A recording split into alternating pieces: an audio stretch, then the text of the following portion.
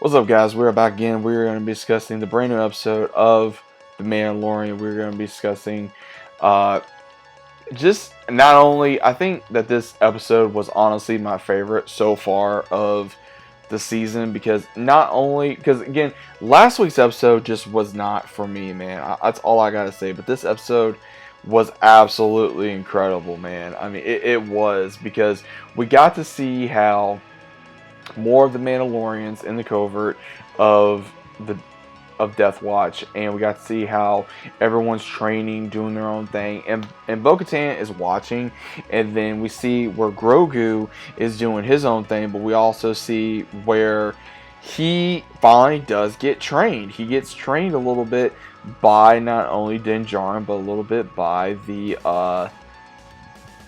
by the armor. And this was really cool because he enforces Grogu, okay, now you're going to learn how it is to be a foundling. And he has him pair up against the kid that we saw get indoctrinated in the Creed earlier in the season.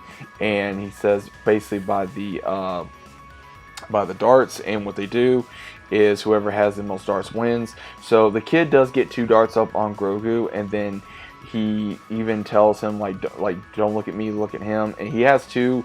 But then at the very end, Din Djarin's like, okay, I know what you can do, don't be afraid, show him. So he's able to do a lot of Jedi jumps, and then he's finally able to get the jump on this kid. And then the kid kind of has an issue where he just gets very upset. Then he gets abducted by this some kind of dragon-like creature. And when this happens, they try to follow to basically save the child.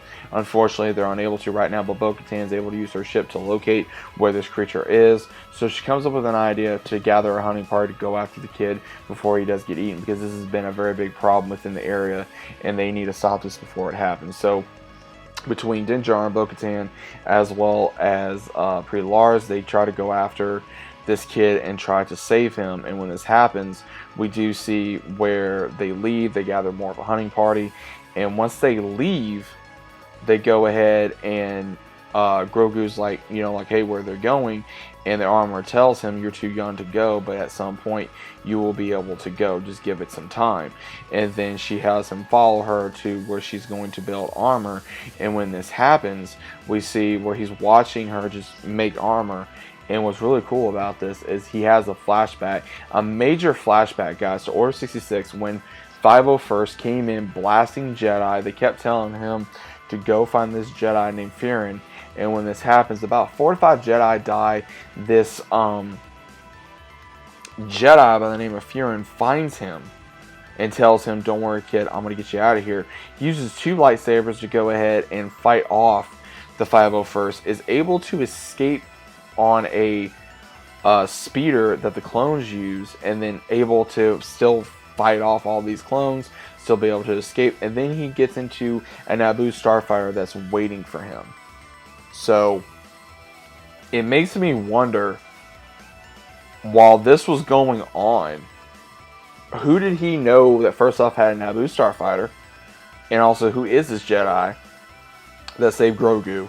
Because all we know is that they're going through hyperspace, and that's all the last he remembers of what's being shown as of this moment. So there's a lot being shown right now of what exactly happened to Grogu. Only thing that we know as of right now is that he was saved by this unknown Jedi. He did survive, but at the same time, we don't know everything as of right now. Because this episode, man, it really took me by storm of like, wow. And what we see is Bo-Katan is still leading the party, and what happens is when they do find the creature's nest, they say, hey, we're going to go ahead and we're going to camp for the night. And as soon as this happens, they actually go in separate ways, because she says, okay, like, how are we supposed to eat? And Din Djarin tells her, well, they go to, a place where no one can see our faces, and that's when we start eating. So Bo-Katan is about ready to do that, but then she gets told, since she's the leader of the hunting party, she can eat by the fire, which they're showing her a amount of respect, that this was her idea, so they're going to give her that amount of respect. Now, they do crawl up the mountain trying to save the child, and when this happens, we see later on where it's like, okay, I see him, I see something heat over there, is what Din Djarin states, but then Pre-Lars, he does say, like, hey, I'm not going to wait, he's my son. So what's very interesting on, the Vizsla character is that he has another descendant. So it's going to be rather interesting on now knowing that he has a son and where he's been this entire time, or has had him maybe in the last few years. So it's going to be kind of interesting because it looks like that this has grown a lot more since where they were at previously in Mandalorian season 1.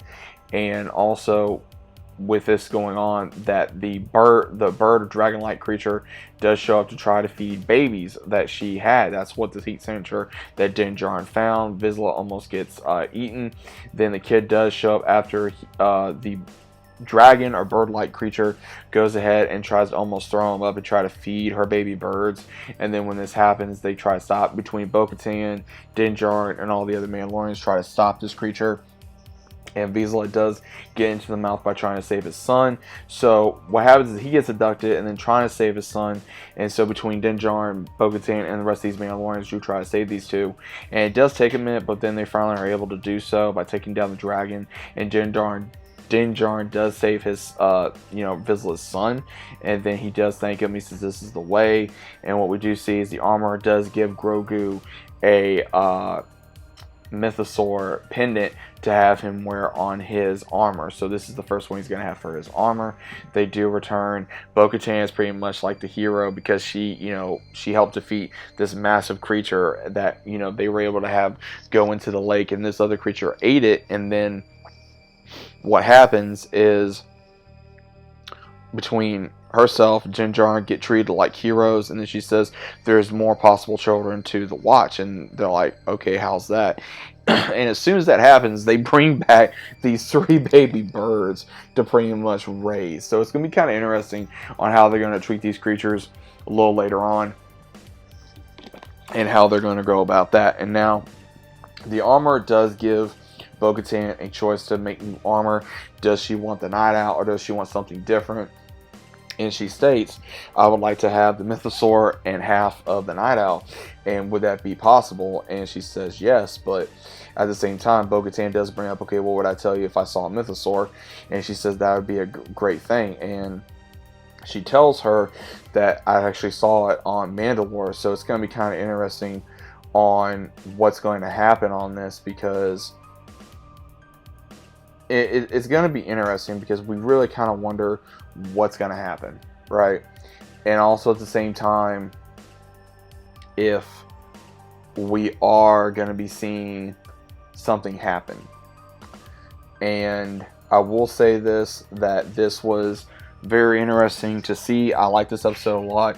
And by looking this episode up, guys, this is something that I did not know. The voice actor who played Jar Jar Binks in the prequels was the same actor we got to see who saves Grogu. So this is what's very interesting. And if anyone knows any history about this man got a lot of crap from fans back in the day because of Jar Jar Binks, because there's been a lot of people that do not like Jar Jar because of everything that happened. And the guy didn't deserve it, and so I feel like maybe at this point he did finally deserve another chance, and maybe he's finally been redeemed from being, whatever Jar Jar Binks to being now a Jedi. So I feel like maybe he finally got this redemption for himself to come back and say, hey, I am a good actor and I am able to do this, and I'm finally going to show you guys what I can do and maybe show the fan base of what I'm capable of. And I think that's cool. But overall, guys, like I said, this episode was really amazing. I can't wait to see more. What did you guys think about it? Please let me know down in the comments down below if you guys are new to the channel. Let me know what you guys thought. Leave a like, subscribe to the channel, share the video out there. Let me know what you guys think about it down in the comments, and I'll see you as always on the very next one.